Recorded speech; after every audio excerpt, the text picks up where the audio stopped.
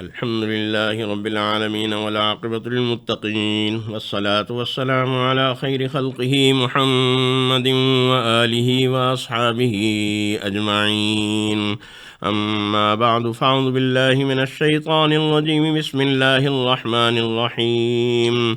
وإذ قلتم يا موسى لن نؤمن لك حتى نرى الله جهرة فأخذتكم الصاعقة وأنتم تنظرون ثم بعثناكم من بعد موتكم لعلكم تشكرون وظللنا عليكم الغمام وأنزلنا عليكم المن والسلوى كلوا من طيبات ما رزقناكم وما ظلمونا ولكن كانوا أنفسهم يظلمون. وإذ قلنا ادخلوا هذه القرية فكلوا منها حيث شئتم رغدا وادخلوا الباب سجدا وقولوا حطة نغفر لكم خطاياكم وسنزيد المحسنين. فبدل الذين ظلموا قولا غير الذي قيل لهم فأنزلنا على الذين ظلموا رجزا من السماء بما كانوا یفسقون. صدق اللہ العظیم. ان آیات کریمہ کا ترجمہ سماعت فرمائیے.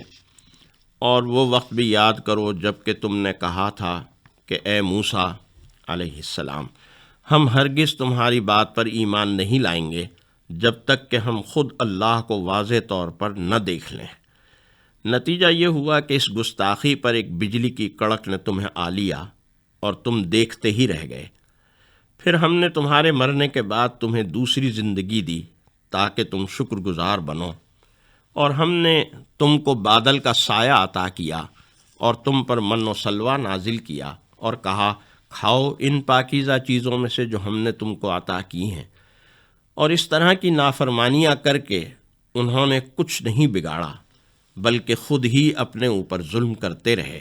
اور وہ وقت بھی یاد کرو جب ہم نے کہا تھا کہ اس بستی میں داخل ہو جاؤ، اس میں جہاں سے چاہو جی بھر کر کھاؤ، اور بستی کے دروازے میں جھکے سروں کے ساتھ داخل ہونا اور یہ کہتے جانا کہ یا اللہ ہم آپ کی بخشش کے طلبگار ہیں. اس طرح ہم تمہاری خطائیں معاف کر دیں گے اور نیکی کرنے والوں کو اور زیادہ ثواب بھی دیں گے. مگر ہوا یہ کہ جو بات ان سے کہی گئی تھی ظالموں نے اسے بدل کر ایک اور بات بنا لی. نتیجہ یہ کہ جو نافرمانیاں وہ کرتے آ رہے تھے ہم نے ان کی سزا میں ان ظالموں پر آسمان سے عذاب نازل کیا. گزشتہ آیات میں بنی اسرائیل پر ہونے والے اللہ کے انعامات کا ذکر چل رہا تھا اور ساتھ ساتھ بنی اسرائیل کی اعتقادی اور اخلاقی خرابیوں کا بھی ذکر ہو رہا تھا، اور یہ واضح کیا جا رہا تھا کہ اللہ کی طرف سے ہونے والے ان انعامات کے نتیجے میں اللہ کا شکر ادا ہونا چاہیے تھا. اللہ اور اس کے رسول کے احکام اور ان کی تعلیمات پر عمل کے جذبے میں اضافہ ہونا چاہیے تھا.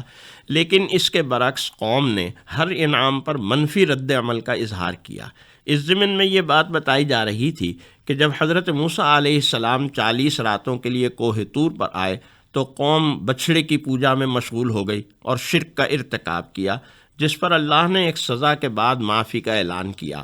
قوم معافی مانگنے حضرت موسیٰ علیہ السلام کے ساتھ کوہ طور پر آئی اور یہ مطالبہ کیا کہ اللہ اپنا کلام خود سنائے. اللہ کا کلام سننے کے بعد جس رد عمل کا اظہار کیا اسے آج کی تلاوت کردہ آیات مبارکہ میں بیان کیا گیا. وَإِذْ قُلْتُمْ يَا مُوسَىٰ لَن نُّؤْمِنَ لَكَ حَتَّىٰ نَرَى اللَّهَ جَهْرَةً. اور جب تم نے کہا تھا اے موسیٰ علیہ السلام ہم اس وقت تک تمہارا ہرگز یقین نہیں کریں گے جب تک کہ ہم اللہ کو خود کھلی آنکھوں سے نہ دیکھ لیں. یہ بات کہہ کر قوم نے دو طرح سے شدید گستاخی کا ارتکاب کیا. اول تو یہ کہ اللہ کے نبی کو یہ کہنا کہ ہم تمہاری بات پر ہرگز یقین نہیں کریں گے نبی کی شان میں حد درجہ گستاخی ہے کہ یہ اللہ کے رسول کے قول اور اس کی ذات پر عدم اعتماد کا اظہار ہے. اور یہ اتنی بڑی گستاخی تھی کہ صرف اسی ایک گستاخی پر قوم کو ہلاک کر دیا جاتا تو کوئی بیجا بات نہ تھی. جو شخص یا جو قوم اللہ کے نبی پر اعتماد نہیں کرتی تو وہ پھر کس پر اعتماد کرے گی؟ اللہ کے نبی سے بڑھ کر اپنے وقت کا صادق و امین اور کون ہو سکتا ہے؟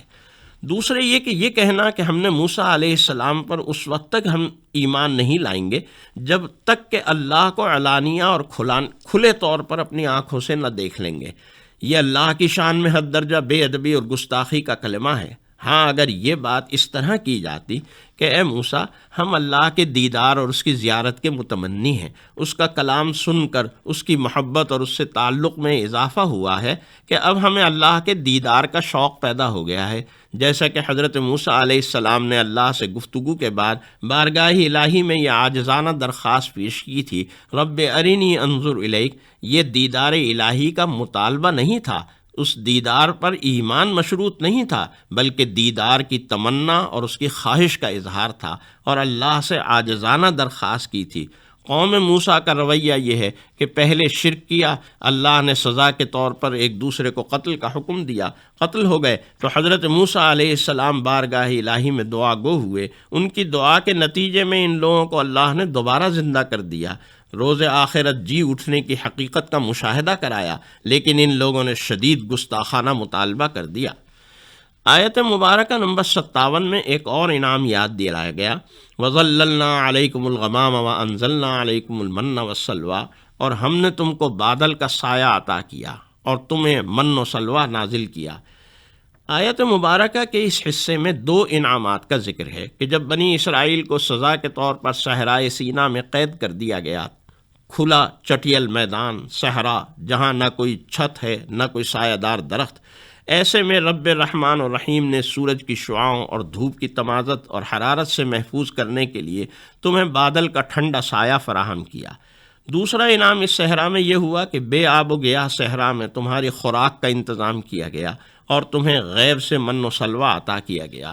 من دھنیے کے دانوں کی طرح کے میٹھے دانے تھے جو رات کو اوس کے ساتھ برستے اور صبح کو لوگ اپنی ضرورت کے مطابق چن لیتے اور کھا لیتے، جبکہ سلوہ بٹیر کی طرح کا ایک پرندہ تھا جو شام کے وقت لشکر کے ارد گرد ہزاروں کی تعداد میں جمع ہو جاتے، لوگ انہیں بآسانی پکڑ لیتے اور ان کے کباب بنا کر کھاتے۔ مدتوں یہ سلسلہ اسی طرح جاری رہا۔